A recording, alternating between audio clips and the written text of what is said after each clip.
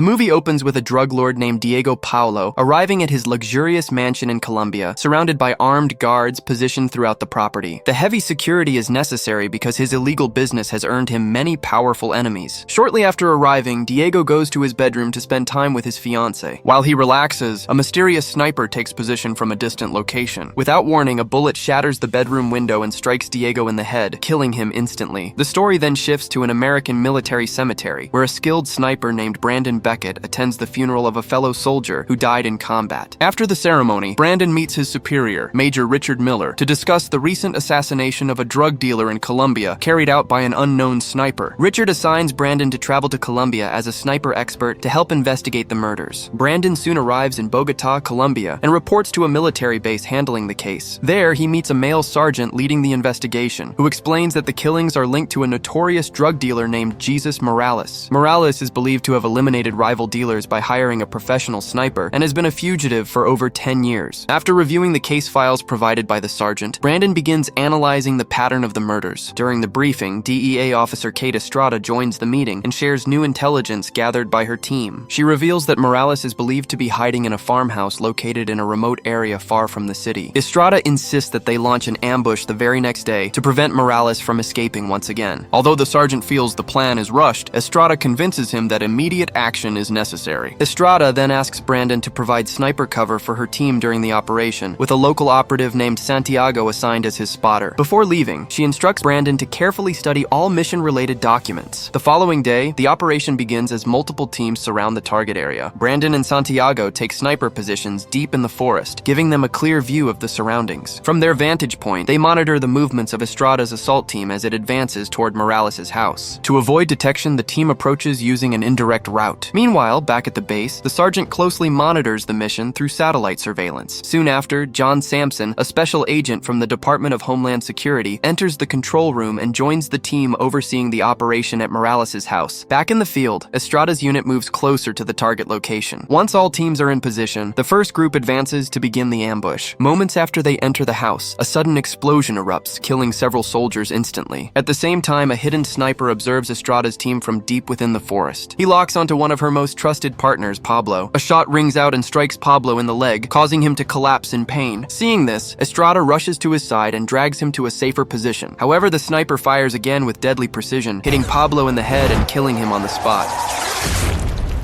After the sniper attack, Brandon and the others emerge from their concealed positions to check on Pablo. Brandon quickly realizes that the entire mission was a trap set by Morales. He concludes that the shooter must be a highly trained professional, as he was able to land 2 precise shots under pressure. The bullets used are also rare and not easily accessible to ordinary criminals. Following the failed operation, Estrada and Brandon meet with the sergeant and Sampson to analyze what went wrong. They agree that Morales must have known about the plan in advance and prepared the ambush accordingly. Later that night, Brandon and Santiago head to the DEA dormitory, where they will be staying during the mission. As they move through the building, they remain alert, guarding against a possible sniper attack. During this time, Brandon reflects on the tactical mistakes made during the operation and studies the type of ammunition used by the enemy sniper. Meanwhile, Estrada continues to struggle with the loss of Pablo. Seeking answers, she goes to a nightclub to meet a contact. Inside the club, a man harasses her, and she quickly knocks him down.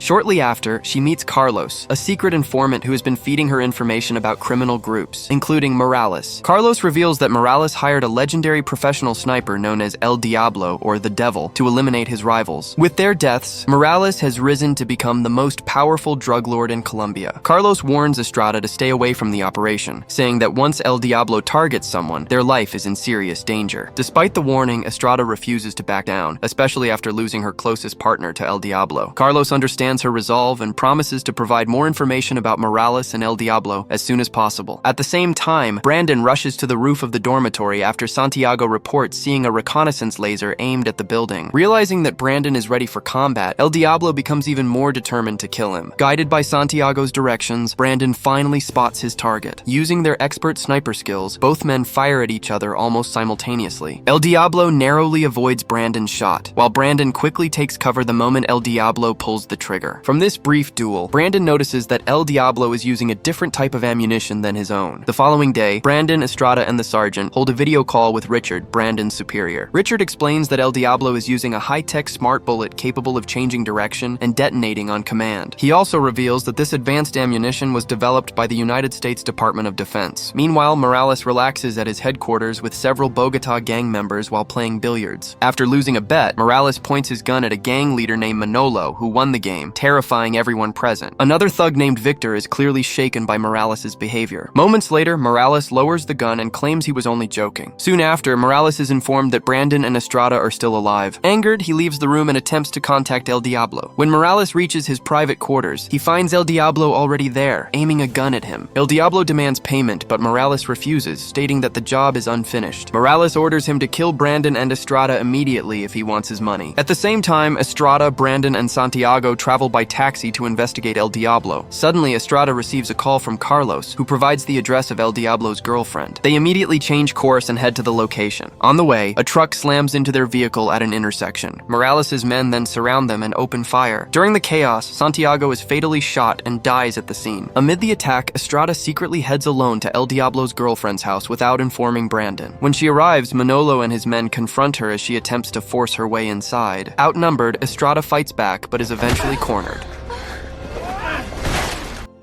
Just in time, Brandon arrives to help her. Together, they recover a necklace belonging to El Diablo's girlfriend, which contains a photo of El Diablo hidden inside. After obtaining the photo, Brandon immediately sends it to the sergeant and Samson at headquarters to uncover the true identity of the mysterious sniper. During the call, Brandon explains that he and Estrada will temporarily go into hiding while gathering more information about El Diablo. He also asks the sergeant not to deploy additional troops, as their presence could expose their location. Brandon and Estrada take this approach because they suspect Morales has connections within government agencies. These connections could allow him to learn about operations before any official ambush is carried out. To identify the individuals inside the government who are assisting Morales, Brandon and Estrada meet with Carlos. Unfortunately, Carlos does not have specific names. However, he reveals that several influential figures within government institutions may have helped Morales by enabling his drug operations. Based on this information, Brandon and Estrada begin targeting Morales' key collaborators one by one to force either Morales or El Diablo into the open.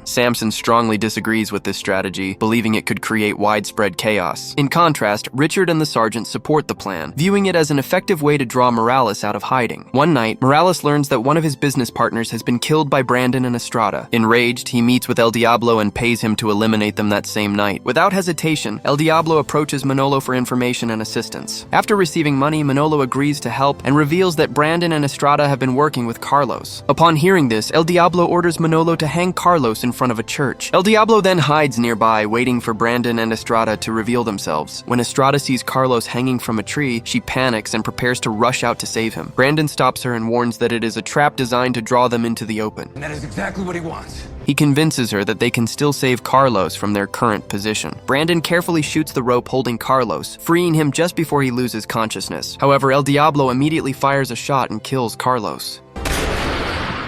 The next day, Brandon and Estrada attend Carlos's funeral alongside grieving local residents. During the service, Brandon notices suspicious behavior from Victor and decides to follow him. After some resistance, Victor agrees to cooperate and reveal the location of Morales' headquarters. He admits that Morales ordered Carlos's death. Using Victor's information, DEA forces launch an ambush on Morales' headquarters. The operation proceeds smoothly, and Morales offers little resistance before being taken into custody. Shortly after his arrest, Morales is taken by Samson to Miami to face trial at the United States Attorney's Office. At the same time, El Diablo arrives in Miami under a false identity and successfully passes through airport security. Meanwhile, Brandon and his team prepare at the airport for Morales' transfer to the prosecutor's office. During this time, Brandon meets with Richard, who presents the latest smart bullet developed by the military. Richard explains that this version uses more advanced technology than the one El Diablo has been using. He also reveals that El Diablo is a former soldier who once worked for the United States Department of Defense. According to official records,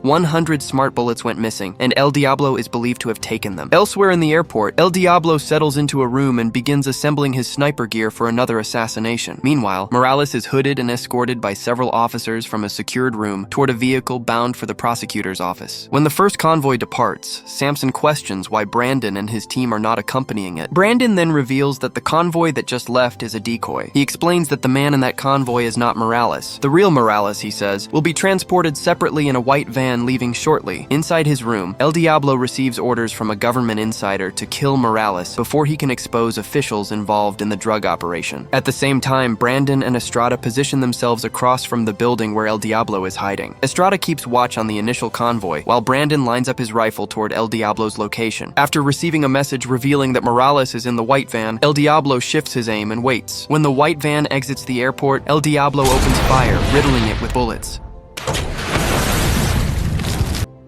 Several armed men also emerge and shoot at the van to ensure everyone inside is dead.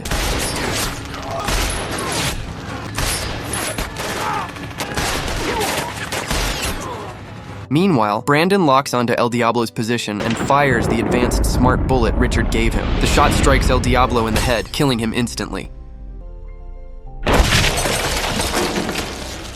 As the chaos settles, it is revealed that Morales survives because he was actually inside the first convoy. The white van targeted by El Diablo turns out to be empty and remotely controlled. This entire operation was a calculated plan designed by Brandon and his team. The goal was to expose Samson as the true traitor who worked with Morales in the drug trade. Samson had ordered El Diablo to kill Morales to protect himself and prevent his own name from being revealed in the case. When Estrada hears Samson's explanation and sees that he feels no remorse for his actions, her anger explodes. Still grieving the loss of her closest partner, she strikes Samson in rage. By the end of the operation, Samson is officially arrested for his crimes. Richard commends Brandon and Estrada for their skill and determination in uncovering the truth and bringing the case to a close. Satisfied with the outcome, Estrada leaves the scene alongside Brandon. The story concludes with a clear message. The most dangerous enemy is often the one hiding in plain sight. If you enjoyed this movie breakdown and want more clear and exciting explanations like this, make sure to subscribe to the channel and stay tuned for the next video.